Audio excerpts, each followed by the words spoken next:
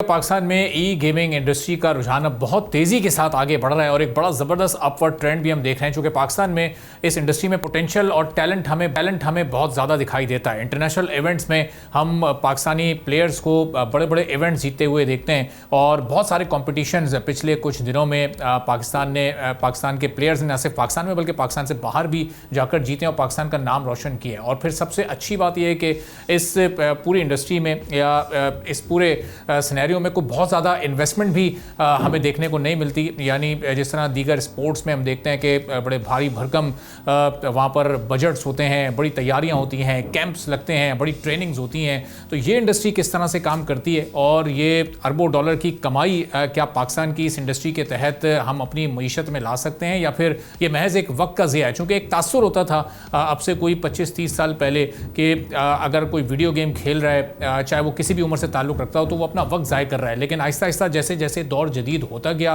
Information technology और artificial intelligence में हम दाखिल होते रहे, तो हमने देखा कि अब सिनेरियो और सोच और तासुर मुकम्मल तौर पर तब्दील हो चुका है। तो इमरान खान साहब CEO है रैप्टर गेम्स के हमारे साथ मौजूद हैं। ज़रा इनसे इस पूरी सूरत हाल पर हम बात करेंगे कि आगे इस इंडस्ट्री में अभी मजीद कितना इमर्ज होने का पोटेंशियल मौजूद है। सब्सक्राइब करें और बेल दबाएं ताकि कोई खबर रह न जाए।